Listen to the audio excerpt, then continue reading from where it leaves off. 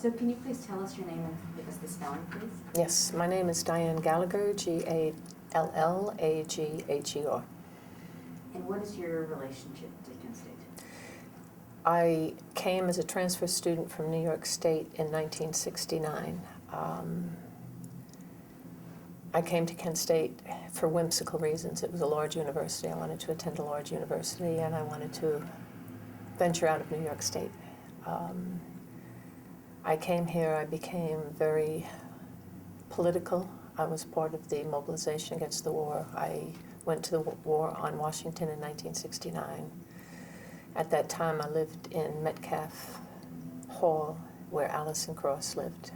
I remember conversations regarding the March on Washington in '69 and her voicing that her father had concerns about her going to Washington.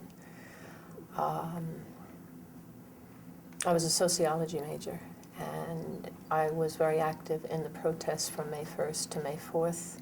I did not witness the shootings because I was waiting for a friend to finish lunch. They had raised out-of-state tuition at that point, and I could not afford room and board, so I would stay at different people's rooms at Metcalf, Lake Hall. And so my friends went to lunch, and I was waiting for them because we were going to attend the rally on the Commons, and they were late. And by the time they got back, I had anticipated that I might go by myself, but I waited, and when they came back and we were heading out, they said, everybody is to report back to the dorms. There's been a shooting, and the news that I heard was that there was a sniper on one of the roofs, and they had shot National Guard.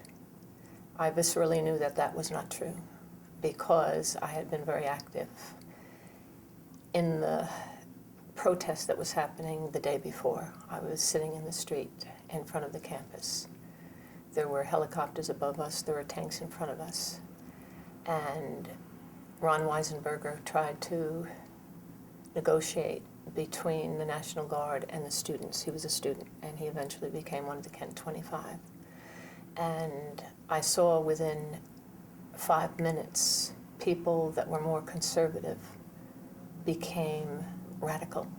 We went from peace to the fist because they lied to us, and they told us that the president was coming, et cetera, et cetera.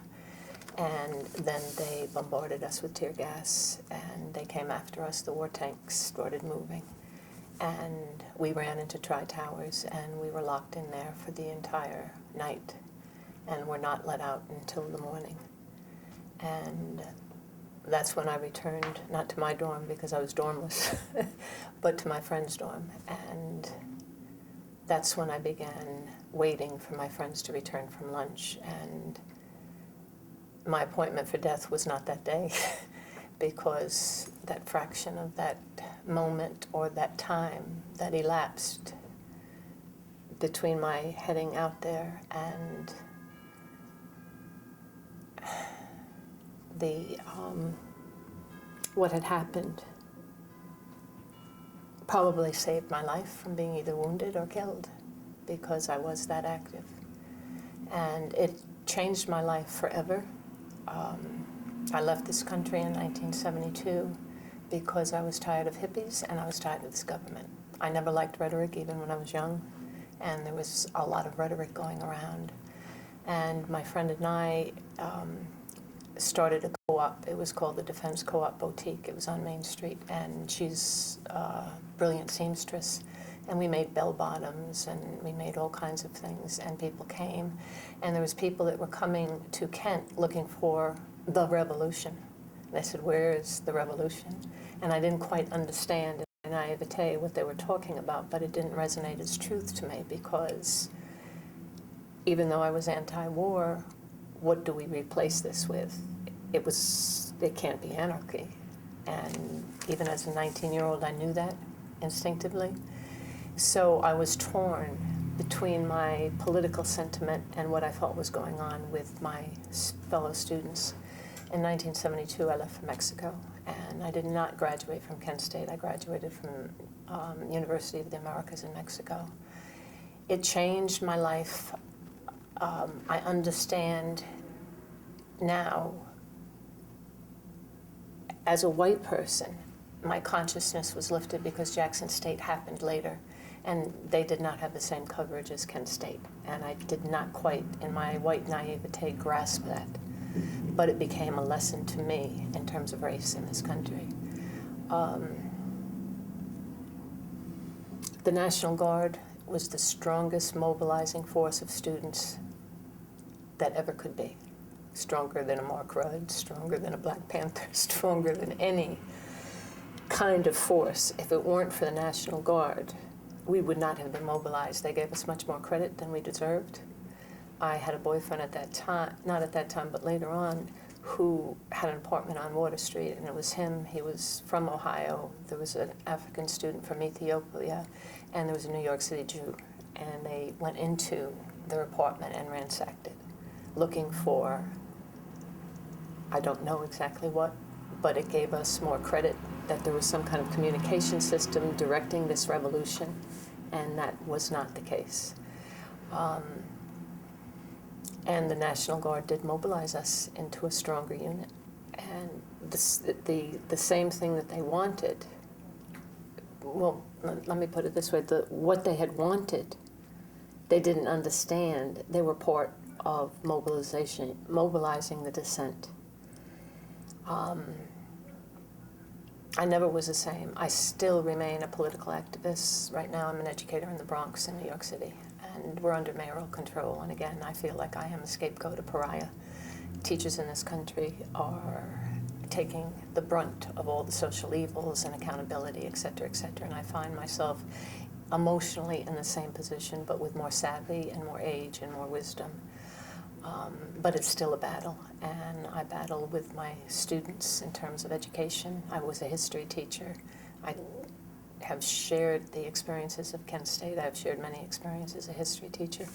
And what I'd like to do is sum up my sentiments in a poem that I wrote on the 30th anniversary, entitled Spring Massacre. Spring Massacre, Kent State, 1970.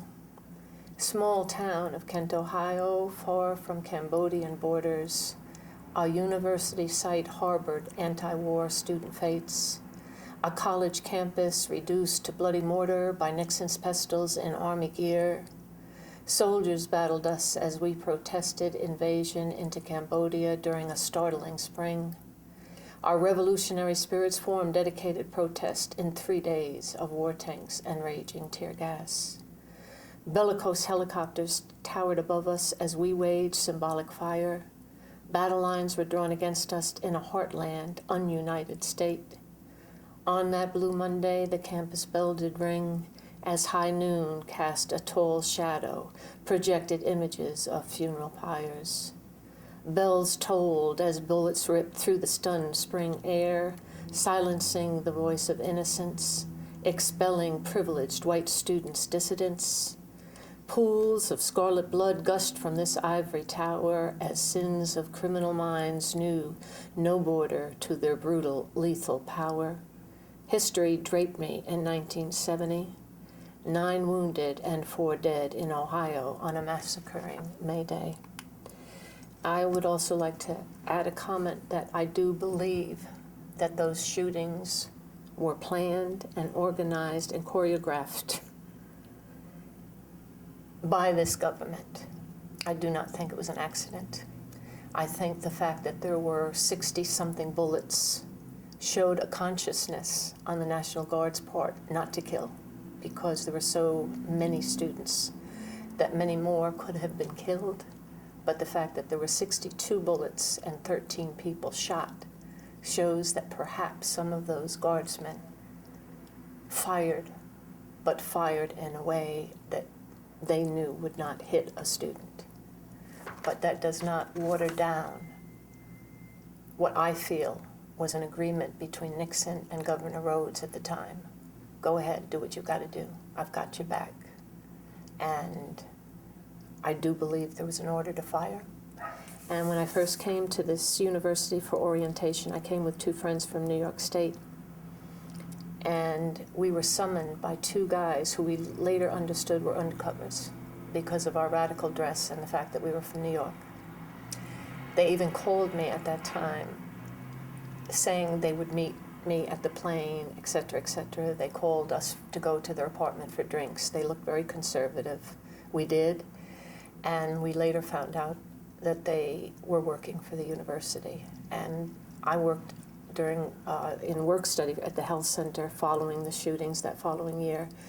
And there were people who looked as though they were students.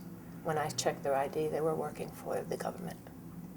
So that's one of the reasons I left, because it was either people looking for a revolution that was non-existent or undercovers, agents. And I do believe that this was an opportunity for our government to make scapegoats and to show the rest of the country you can't continue being dissidents.